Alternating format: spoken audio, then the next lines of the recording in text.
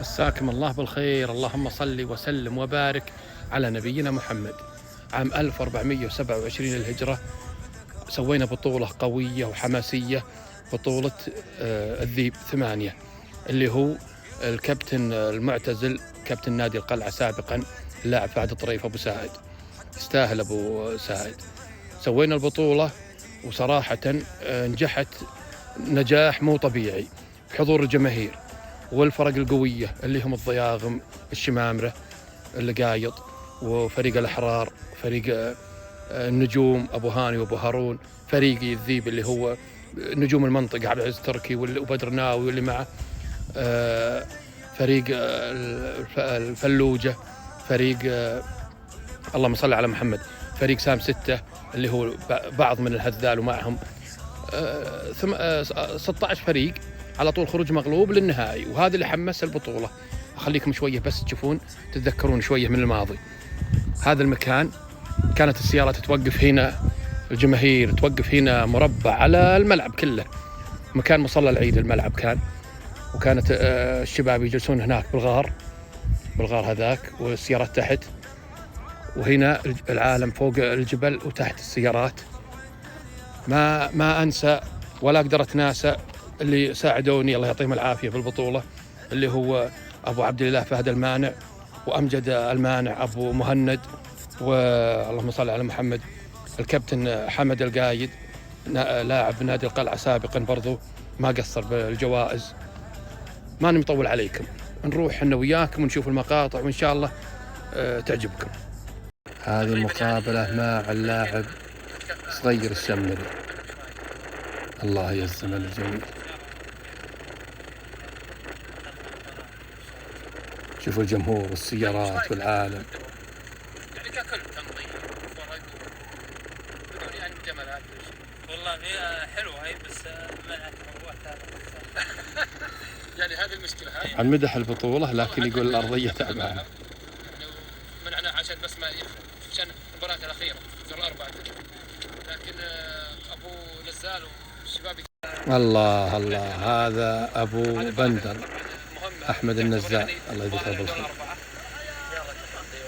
وطبعا فريق الضياغم هو بسيط، زي ما قلت كابتن صغير نظري إذا عبد المجيد العب مستواه تعب، إذا ما لعب يعني الأمور عادية. ما أدري إيش رأيك؟ والله لكل حدث حديث في الملعب إن شاء الله. والله يوفقك يعني، سواء فازوا هم سواء فزنا أنا راح أهنيهم هم راح نفس الحكاية، والحمد لله شيء طيب الله يعطيك العافية. بس أنا وهذا فريق الضياغم يسخنون قبل المباراة، موسى، عبد المجيد، أحمد السلمان، مقبل، صغير، والله بعضهم الله يستر عليهم نسيهم.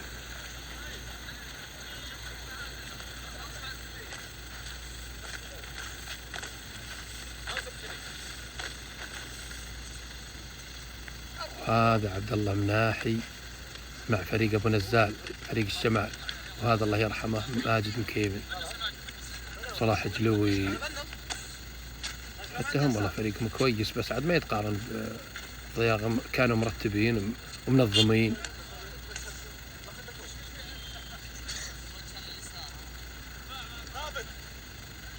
هذا الحارس نواف أخو عبد الله مناحي.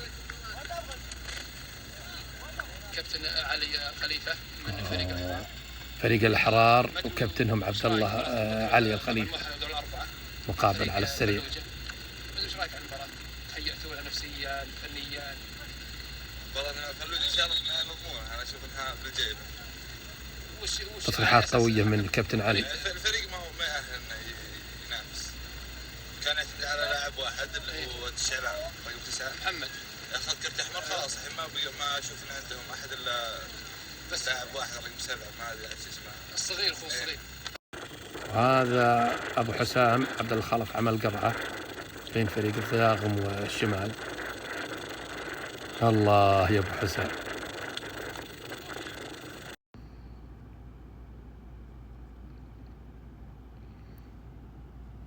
هذا بين الشوطين، شوفوا الجمهور والعالم والحضور، شوفوا اللي عندنا مع اللجنة هالشباب شوف عبد الله الرثعان ويزيد العقيل، طارق السعدون، جواد السليمان. طبعا على السريع على اللي عاد ما بعضهم نسيه والله. هذا فهد المانع، ومن هذا فارس سليمان. وهذول الشباب هيثم ومبارك، فهد المشير، سلطان وهيثم، فيصل.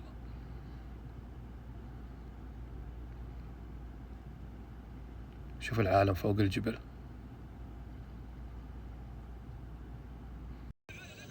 الله، طارق السعدون، عبد المصلح الحموان، هيثم السليم، الساكت.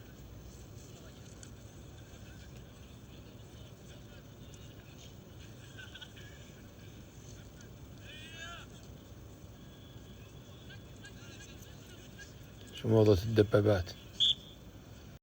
شوفوا بالله، ركني استلمها عبد المجيد ما شاء الله تبارك الله، الأرضية ما متساوية، مع ذلك خذاها وسلمها ورجع استلمها وخذ مكان صح. شوف بالثمانيات ما شاء الله تبارك الله، من يومه نجم ما شاء الله تبارك الله، الله يعطيه الصحة والعافية.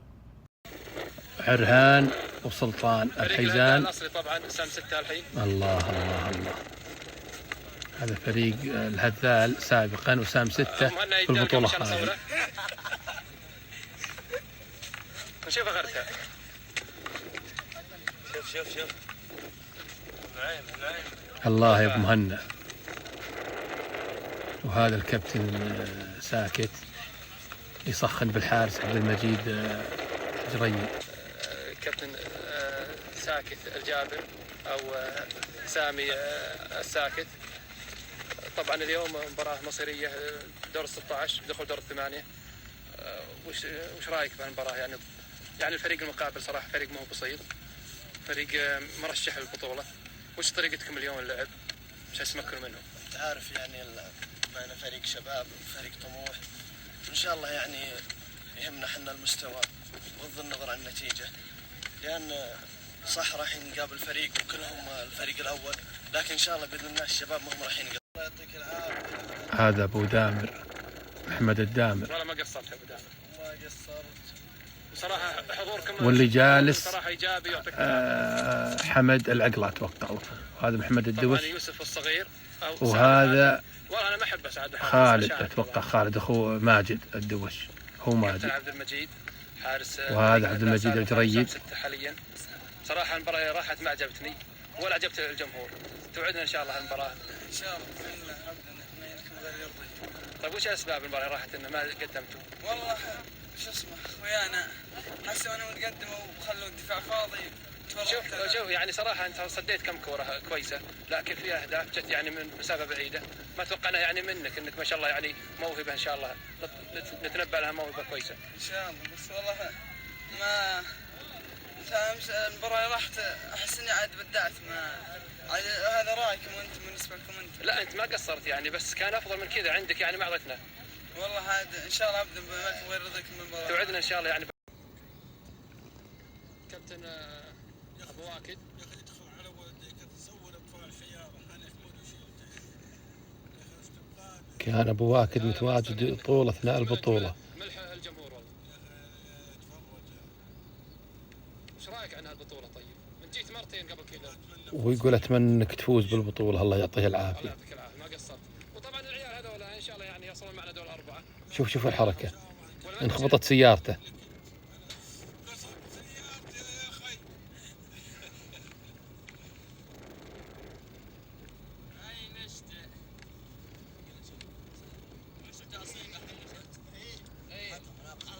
هذا اللاعب الموهوب اخو مدرب الفريق ساكت.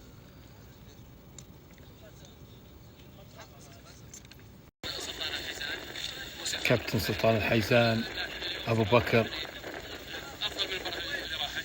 أحد لعيبة الفريق، وأغلب الفريق صغار معه عرهان.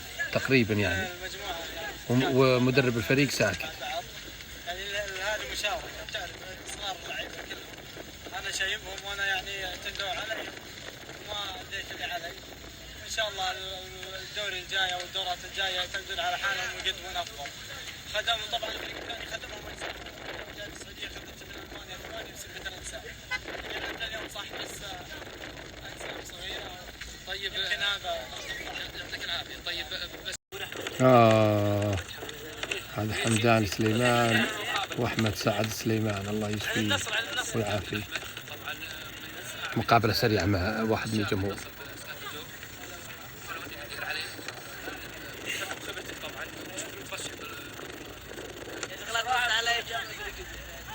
يعني بدون مجاملات.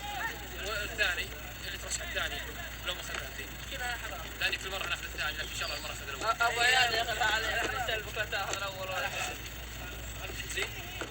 فيصل وش انت؟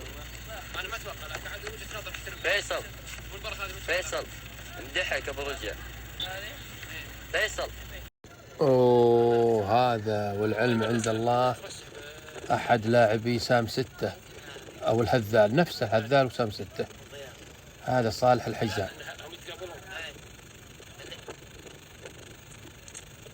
النهائي يمكن ياخذون البطوله، لا هم دور الاربعه الاحرار والطيار. الزيبو الحرار وهذا فريق الذيب يعملون الإحماء قبل المباراة. رائد الواكد، موسى الخيبري، حسن أبو فارس، ماجد الدوش، هيثم السليم، بدر ناوي،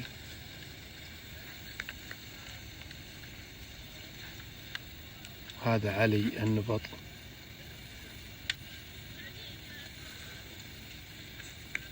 بندر جزاع،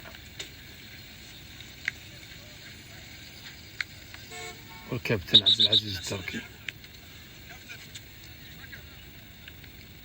هذا الحكم القدير زياد الفلاح يبغى يسوي القرعة بين الفريقين، رائد الواكد وبكر الخليفة. للأمانة الكابتن زياد الفلاح من أفضل حكام المنطقة، المباريات رسمية أو حواري، وشخصيته قوية بالملعب.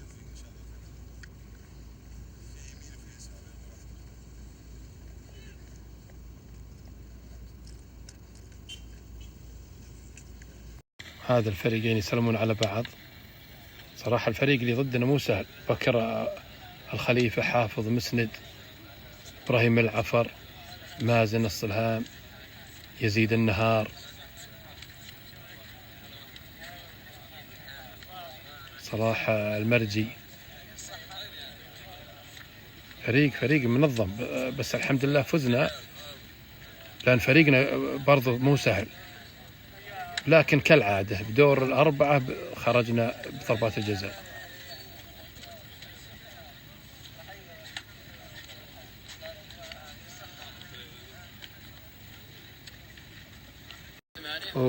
هذا الكابتن ذياب العرسان، حارس مرمى، فريقه يلعب ضد النجوم اللي هو أبو هاني وأبو هارون، دور الثمانية.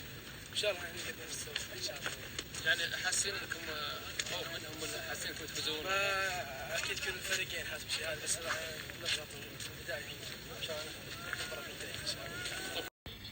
شوفوا هالفاول من الموهبة محمد الشعلان، ما شاء الله تبارك الله. الحين أوريكم فاول ثاني برضو بنفس المباراة. الله الله الله، محمد الشعلان بنفس المباراة فاولين، واحد أحسن من الثاني. موهبة، لو استمر بالنادي كان يمكن يصل البعيد يعني، بس ترك الكرة بدري. لا انا اول مره لا جت تنتهي بالشوط الثاني. اي باخر الدقائق يجي جول الفريق الاحمر. يعطيك العافيه اخ مشل، كيف حالك؟ وهذا الكابتن القدير مشل المشل، للفوز المباراة هذه ما نزل بدري احتياط، بس صراحة جوكر. كل الدورات اللي شارك بهن غير يلعب معي، يا ظهير يمين يا ظهير يسار يا سنتر. اساسي سدوس وخذوا بطوله قبل ايام يشكرون ابو سيف احمد القاي. فريق جديد فرنسا، بس صراحه اليوم ما اديت. علينا عمل البقاء. كل الجمهور طبعا يقول ما اديت وما في حماس، ما في روح بالفريق. ايش رايك؟ ما في حماس. ولا مباراه اليوم. ايوه يعني النتيجه طبيعيه. والله النتيجه طبيعيه. واللي علينا عملنا في الملعب. طيب وش الفرق بين فريق فرنسا وفريق يلعب حماس، لو ما يلعب فنيات لكن حماس موجود وروحه يلعب في البطولة. لو قابلنا البرازيل ما يفوز.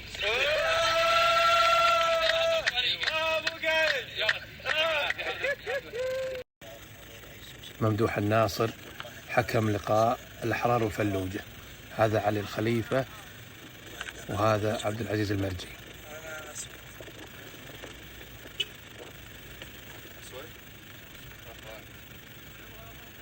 زمان زمان يا ابو صالح. واحد منكم بس نعمل معه مقابله للذكرى، يعني للذكرى. هذا الفريق اللي فاز على الفلوجة، اظن فريق الصقر اذا ماني واهم، من زلوم. هذا اللي اكلم رسال عنه.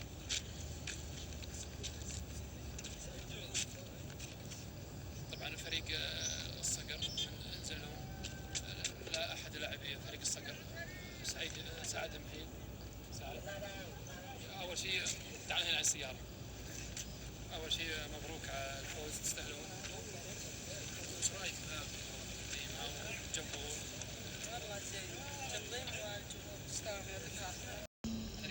هذا عبد العزيز المرجي بعد نهاية مباراتهم وخسارتهم فريقهم الفلوجة.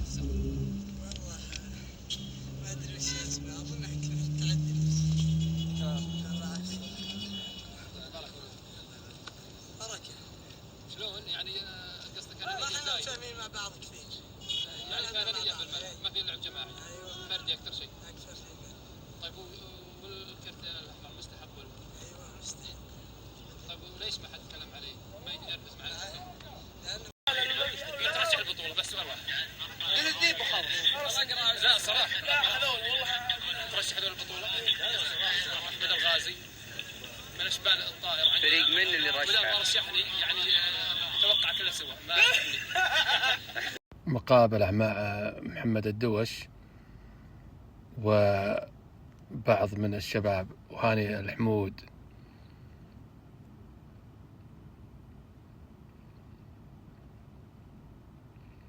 طبعا يرشحونهم، كانوا يقولون مدام الخروف بالحوض ما راح يفرط بابو هاني. كابتن صلاح جلوي من اقرب شيء فريقك انت وفريق ضياغ مرتب.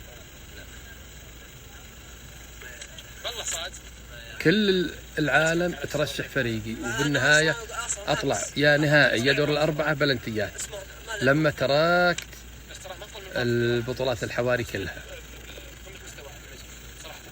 أي واحد تسأله يرشح فريقي يا أول يا ثاني، وغالبا الأول. سبحان الله. يعني صلاح جلوي يقول فريقك منظم ومرتب وعندك أكثر من حل.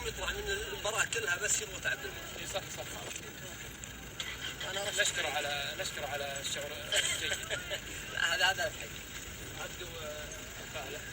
طبعا لعب المباراه الاولى بشكل مخشوع. عبد الكريم الفاعل جالس الحين يترقب المباراه. قاعد احتياط. ايه لا حتى احتياط بعد ما لابسينه كارشينه. ايش رايك والله بالفريق فريق الأحرار؟ طبعا عبد الكريم اللي خذوا البطولة، بس قاعد أداعبه أنا.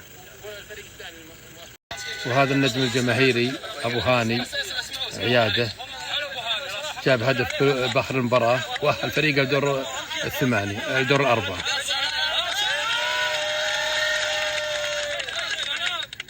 كنت تتوقع انك تجيب هدف باللحظة هذه؟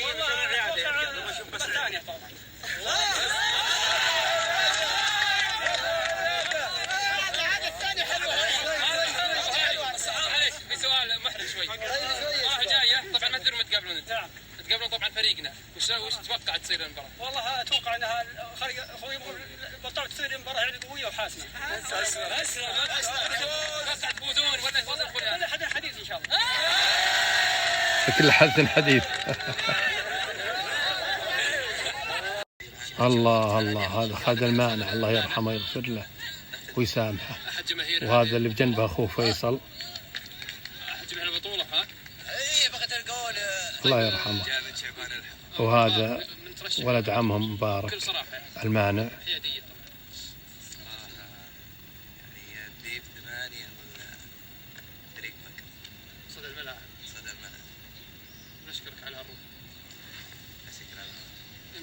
هذا جواد سليمان، وهذا هيثم السليم. هذا الحارس فواز العبيك الله يرحمه من فريق الأحرار. الشوطة الأولى جابوها الضياغم. هذا فريق الأحرار، طلق الضاري وعلي الخليفة وعبد الكريم الخليفة، مصطفى القريطان، محمد القريطان،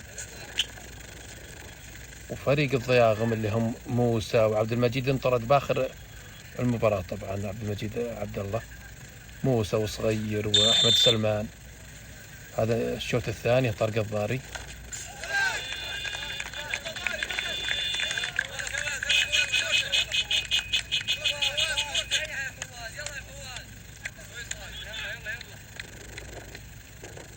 هذا موسى الشمري راح يشوت الضربة الثانية.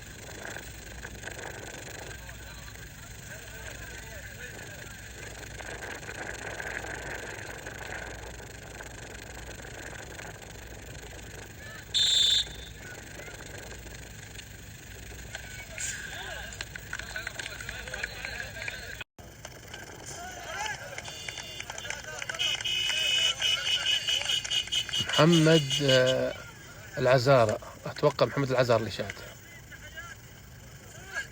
وهذا أحمد السلمان من الضياغم.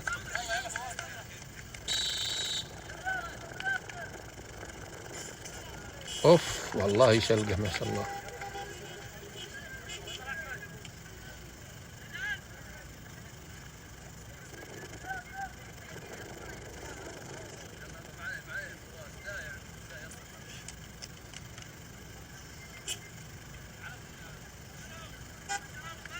الله يرحمك يا فواز ويغفر لك ويسامحك ويرحم أمواتنا وأموات المسلمين. مصطفى القريطان ما شاء الله عليه نجم. أوه والله طار عليها فواز، الله يرحمه ويغفر له ويسامحه. هذا زكريا الهذيل وفيصل المانع كلهم مع الأحرار. هذا علي الخليفة.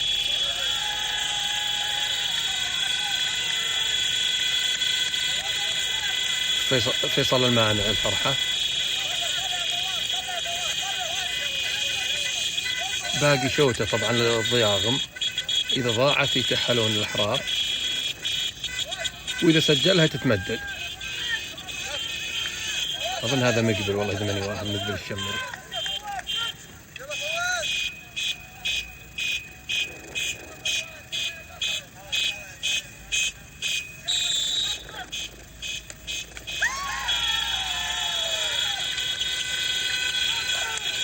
كذا تأهلوا فريق الأحرار مباراتهم مع النجوم النهائي.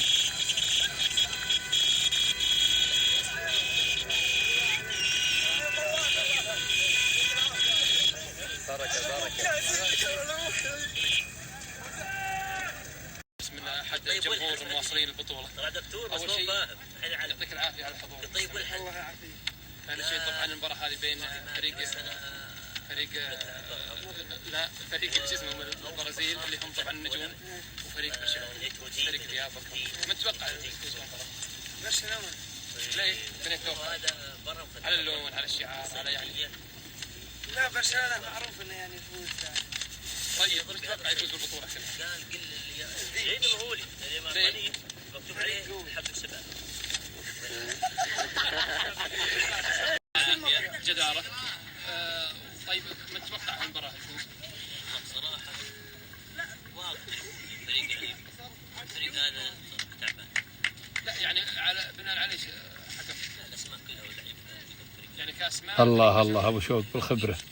طيب واللي عنده خالد الناصر طيب من العقله. حكم خبرتك طبعا بالبطولات، من يفوز تتوقع بالبطوله كلها؟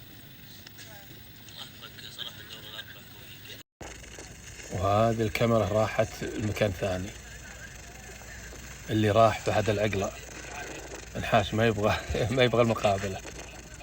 وهذا عبد الله الوردي الحكم القدير حاليا، حكم دولي كرة الطائرة. شوفوا صغير، كان صغير. هذه عام 2006، عام 1427.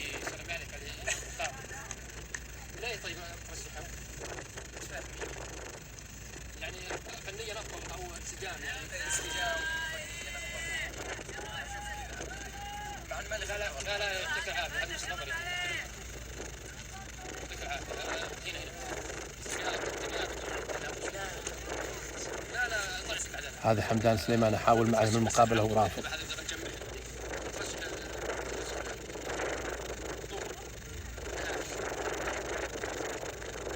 عندي اسلوب على طول اقنعهم ويسولفون.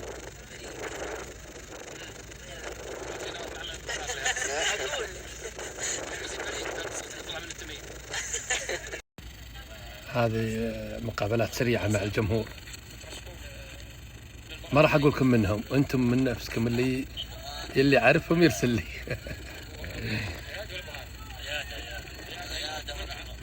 لا وانا زعلت عليهم، هذا ما رشحني، اللي بالنص ما رشح فريقي.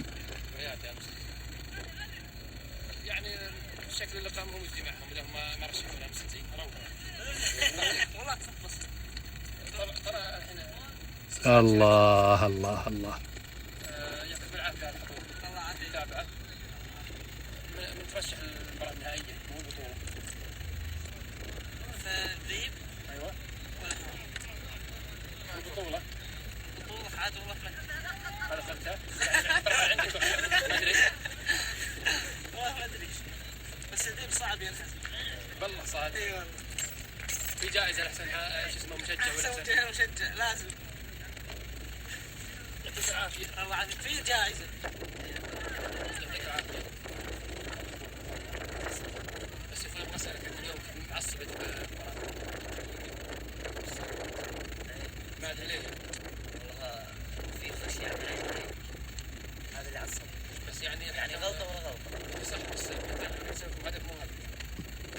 لا ما الثاني ما هو الا ضارب الحارس وكمل الكوره، هذا اللي حمسكم خلاكم تحتجوا ولا اساسا هو. طيب خلاص هذه حسبها وش. وهذا فريق الذيب، هذا ماجد الدوش مناور سابقا.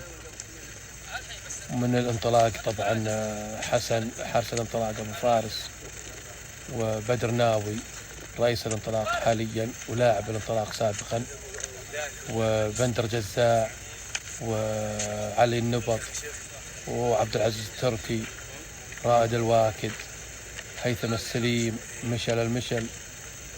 صراحة النجوم بهاك الوقت نجوم، فريق مو سهل، بس سبحان الله ما الله وفقنا. هذه مقابلة معي قبل مباراتنا. يعني زي مباراه زي كذا نتعدى منها، مباريات كثير تحازل منها، بس عاد نقول ان شاء الله الفوز والخساره وارده، كله بيد الله طبعا. اذا الله كتب لنا فوز نفوز. ان شاء الله اليوم توعدنا بالفوز. والله احنا العيال متحمسين، سمعت كلامهم متحمسين. نبغى ان شاء الله احنا اول ربع ساعه لازم نسجل، لما سجلنا نبغى نتعب. هذا القتال هذا اللاعب بدر ناوي انطرد من الحكم ممدوح الناصر ابو صالح، ودخلت الملعب وسحبته. خلاص يعني انتهت، مجرد ما الحكم طلع الكرت خلاص انتهى الموضوع. كملنا المباراة ناقصين، بس هذا مو عذر صراحة. فريق النجوم فريق كويس ومنظم، واستغلوا النقص اللي عندنا وتمددت المباراة للبلنتيات. هذا حمد المانع أبو مشعل هو أمجد يتابعون بالمباراة، ويقول فريق الذيب ناقص، مطرود منه واحد، فصعب يفوز إلا بضربات الجزاء.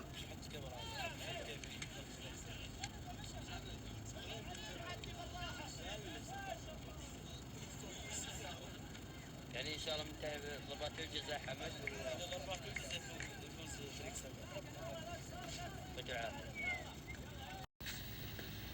هذا الكابتن هيثم السليم برضو معي، وهذا فيصل المانع، فارس سليمان، طارق السعدون، أمجد المانع،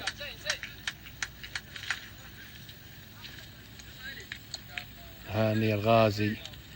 شوف الصغير اللي صد هذا لؤي أخو هيثم، ومبارك وفهد المشير، عبد الرحمن الشريدة، وهذا أنا هناك قاعد أوجه. الضربة الأولى للذيب بندر جزاء ضايع.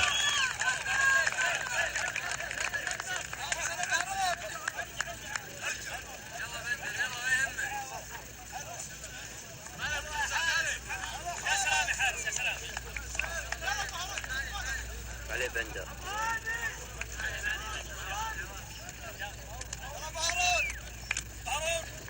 أبو هارون يشوت الضربة الأولى النجوم.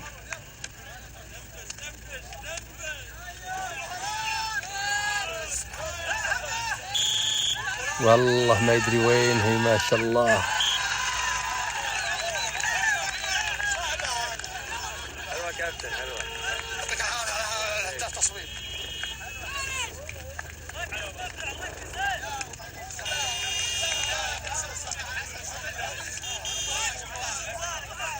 صراحة يعيشون بضغط مو طبيعي.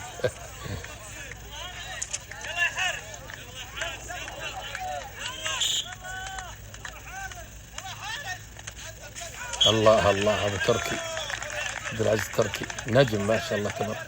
والله بندر ما قصر، بس عاد ضربات الجزاء شوف فريقه وجمهوره يترقبون. الحين الضربة للنجوم، اللاعب طارق.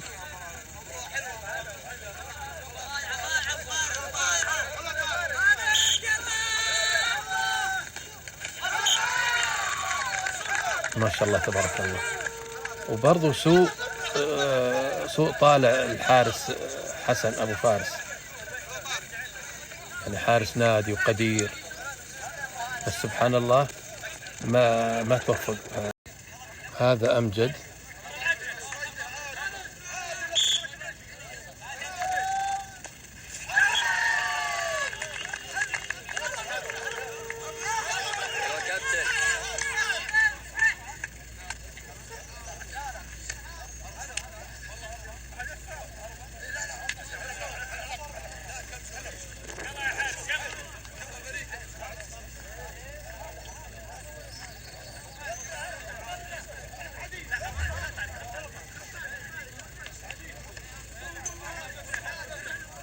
رائد الواكد.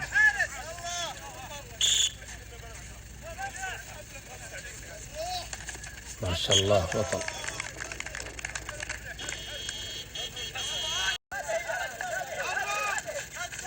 ما شاء الله بكل سهولة علي النبر.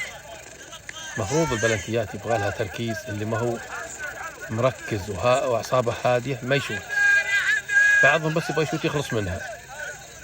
طبعا هذه تعتمد على قوة الشخصية ويتحمل الضغوط.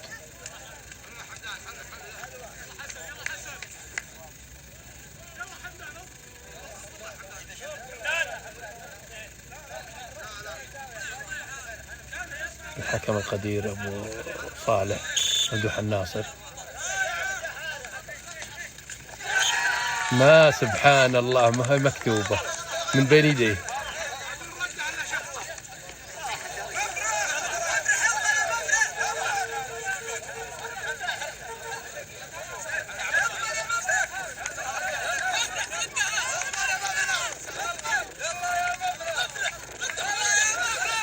يقول ردها ونخلص.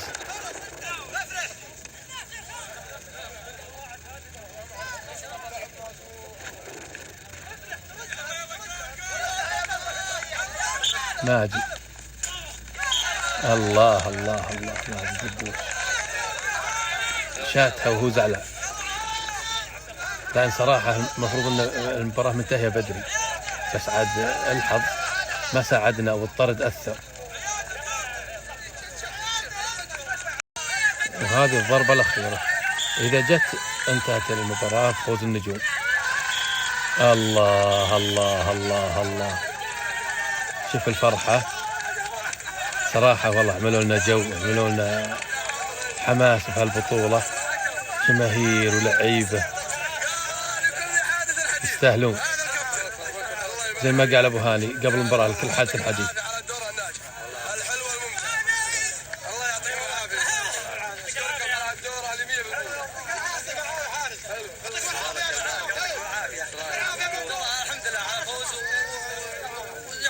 ان شاء الله خلاص ما بقى شيء ان شاء الله. وان شاء الله النهائي ان شاء الله النهائي ان شاء الله، ما عاد ما ادري متى يحددون. الاربعاء ان شاء الله. ان شاء الله ان شاء الله يدونا بالفوز بعد ان شاء الله. نوعدك بالفوز ونوعدك بالجمهور ان شاء الله. ان شاء الله. يعطيكم العافيه على التنظيم. الله يعافيك. الله يشرفكم ويضيفكم. الله يعطيكم العافيه ويوفقكم ان شاء الله. قدرتكم ان شاء الله انها ناجحه. نامل ان شاء الله. هذه مع مقابلة مع الكابتن رائد بعد المباراة، زعلان معصب طبعا على فريقه أكثر من الخصم، ما كانوا متعاونين ما كانوا متفاهمين. وشوف هذا حمدان سليمان وهذا جواد، واللي جاي هذاك فارس، وهذا أمجد المانع. نهائي ضد النجوم، يسلمون على بعض. طارق الضاري مع عياد أبو هاني وأبو هارون وعبد الكريم وراشد ومحمد قريطان، فيصل المانع، زكريا الهذيل، علي الخليفة، فواز الله يرحمه العبيكة، مصطفى قريطان. هذا فريق النجوم قيادة أبو هاني وأبو هارون وأمجد.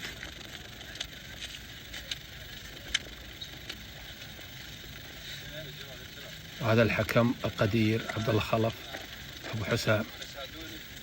ساعدوني انا اللي اشوفه حتى، لا قصدي لا فريق هذا لا فريق هذا، وان شاء الله تطلع مباراه ان شاء الله. ان شاء الله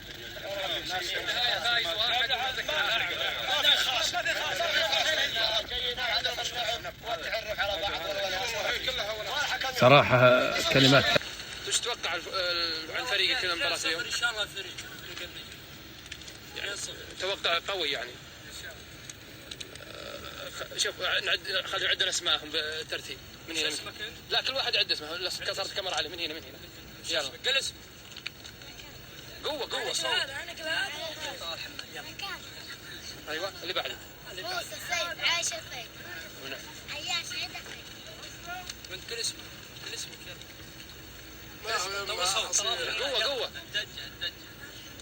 شو قوة؟ حماد. هذول كلهم جمهور طبعا فريق النجوم. الله يعطيكم العافيه. بالترتيب من هنا والله ونستونا يا ايوه هارون سيف. ولد سيف. ها والله تصلح مدافع. وانت وهذا زكريا الهذيل مهاجم فريق الأحرار. هذا قبل المباراة النهائية خذينا منها المقابلة السريعة. يعني بيقول الفوز لنا يعني زي ما تقول يعني متحمسين واكثر من اللازم. يقول فزنا على فريق قوي وشكلنا طريقنا، يعني الجمهور يتبادلون رسائل وما ادري ايش ما ادري ايش رايك. والله انا عندي كلمتين، وخير الكلام ما قل ودل. انا اقول ميدان يا ميدان، ما في جديد يعني. ما في جديد، ويعني ان شاء الله تعدون الجمهور مباراه كبيره باذن الله باذن الله. يلا بالتوفيق للجميع ان شاء الله. الهدف الأول سجل زكريا الهذيل. شوف الفرحة وطريقة يقلد بحد محترفين نادي الشباب إذا ماني واهم هكالأيام عام 1427.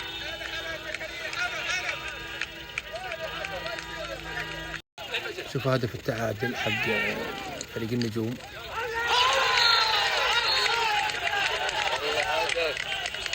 شوفوا فرحة أعضاء الشرف حقينهم.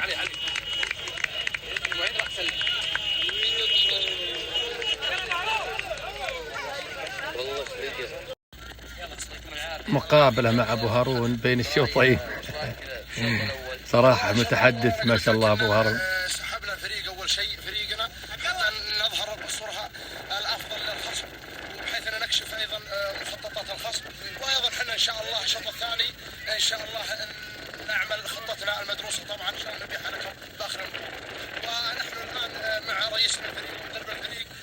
شاء الله على جهودهم وتيانهم من طريقنا ومساندتنا. باذن الله ان الكاس والخروف باذن الله يكون. ما ادري ليش اليوم ابو عياد المفراج. ابو هاني صراحه احنا مرجعينه عمدا حتى يتسنى لنا باخر الدقائق ان يجيب دفع المنشود. الله بالتوفيق ان شاء الله.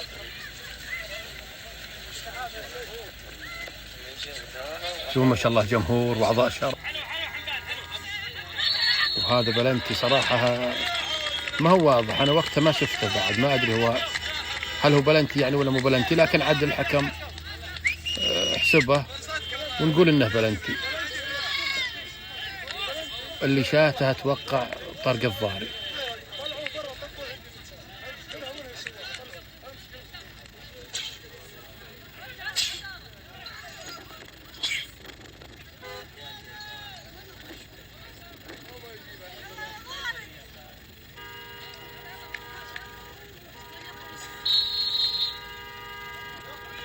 ايوه طارق ما شاء الله نادر ما يضيع بلنتي.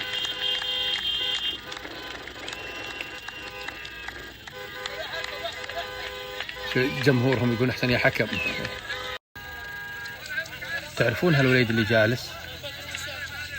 هذا عبد الرحمن فهد المانع اتوقع، وهذا طارق السعدون. شوفوا الجمهور، شوفوا العالم، صراحة نهائي كبير، حماس وقتها، حماس وإثارة. هذا جمهورهم واقفين على الخط يآزرونهم، وهذا ولا عند اللجنة مبارك وهيثم وفهد المشير، أمجد المانع، أحمد سعد.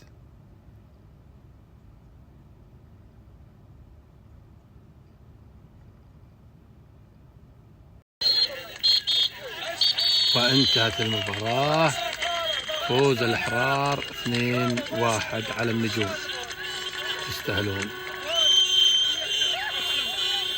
عملوا بطولة كبيرة، والنجوم برضو يستاهلون اللي وصلوا النهائي، عملوا بطولة كبيرة. مقابلة مع أبو هاني وبعض من جماهيرهم زعلانين على التحكيم أنا أدخل على الله ما أدري، ما أقدر أتكلم. الحكم هو اللي يشوف أقرب مننا. وكثر كروت الصفر الثانيين ومشاله ومرقع حاول واضح قدام الجمهور.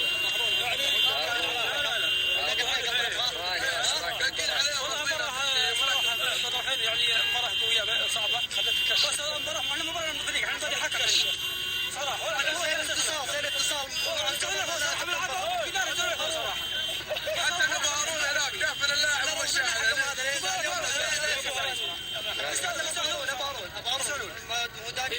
طبعا الكاس ها؟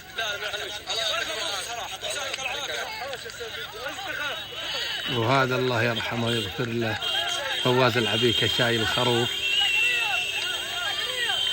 المركز الأول. وهذا الصديق العزيز أبو عبد الله فهد المانع، الله يعطيه العافية، ما قصر معي طول البطولة. فكل الشكر لجميع من ساهم بهذه البطولة من جماهير وفرق وحكام، ولا ننسى الداعم لهذه البطولة وعضو شرف القلعة الأستاذ حمد القايد الذي تبرع مشكورا ببعض جوائز الدورة، والحكم القدير الأستاذ عبد الله خلف الذي تبرع بجائزة أفضل الله يعطيهم العافية كلهم الختامية. ولا ننسى أفراد فريق برشلونة الذين دعموا البطولة ماديا ومعنويا، فلهم ولكم كل الشكر على المساهمة بإنجاح دورة الذيب. دورة الذيب طبعا هذا الذيب فهد الطريف، الدورة باسمه. اللاعب عبد المجيد الجريد من فريق سام 6. أحسن حارس بالبطولة عبد المجيد الجريد. أفضل المهاجم وحصل عليها اللاعب عبد الإله الشعلان من فريق الفلوجة.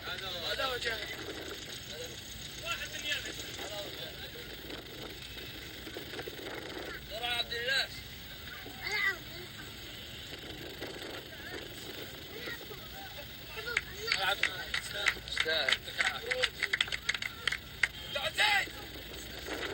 كاس اللاعب المثالي وحصل عليها اللاعب مندب جزاع من فريق الذيب. طبعا الكابتن فهد الطريف يسلم أحسن حارس استلمها بدال عبد المجيد زياد الملفي. أفضل مدافع الكابتن رائد الواكد.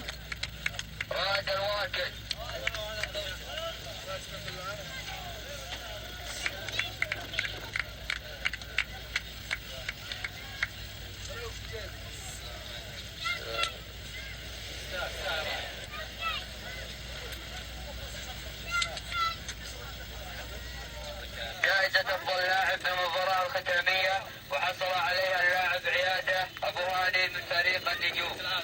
لك يا أبو هاني تستاهل. وشهادة شكر لكل من الكابتن زياد الفلاح. من يستلم عنه؟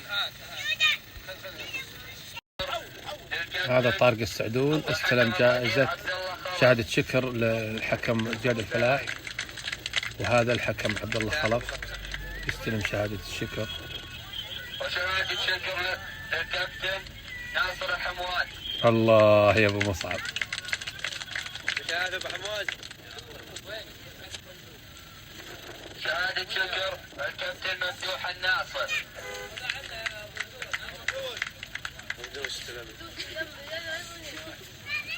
ابو دوش محمد استلم عند ممدوح الناصر. وشهادة شكر وعرفان لفريق برشلونة. فريق برشلونة استلمها عنهم محمد العرسان. والإعلامي القدير الأستاذ فهد المالك. الله يا ابو عبد الاله. الله استاهل ابو عبد الاله، ما قصر طول البطولة معي، هو مجد المعنى. وجائزة المركز. يستاهلون. فريق النجوم المركز الثاني. فليتفضل لاعب. ارجع. شكرا يا حبيبي.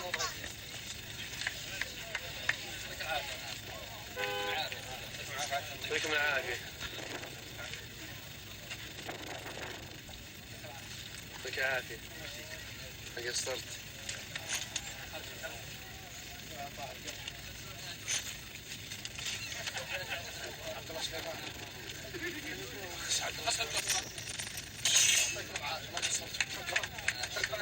حياك الله.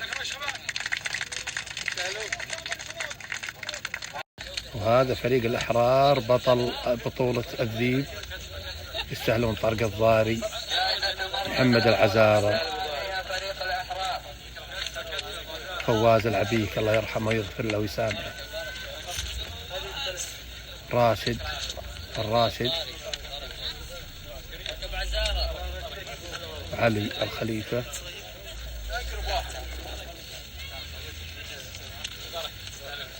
فيصل المانع،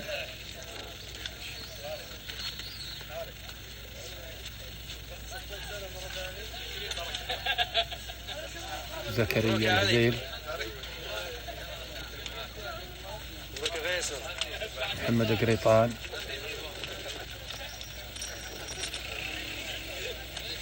كمال الخليفة،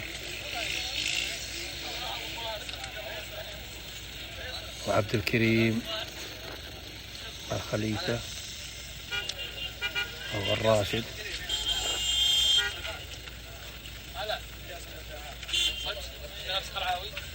ضابط وقلعة. الله يستاهلون يشكروني ويهنوني بنجاح البطولة، صراحة من أفضل وأجمل البطولات اللي سويتها، تنظيم وجمهور وفرق.